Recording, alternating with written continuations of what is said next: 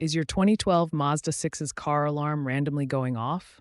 It's a common problem, often linked to three main culprits: faulty door switches, a corroded hood latch, or a weak key fob battery.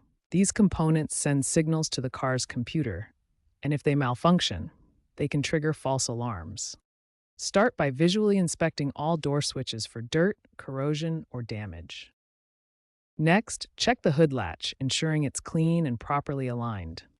Finally, replace the key fob battery, which is often a CR2032 type, and see if that resolves the issue. Doing these things can help you save money over taking it to a mechanic.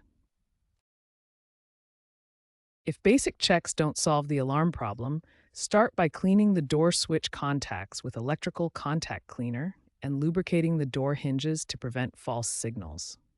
For the hood latch, remove any rust using appropriate tools and ensure it makes a solid connection when the hood is closed. An OBD2 scanner can help diagnose deeper electrical problems.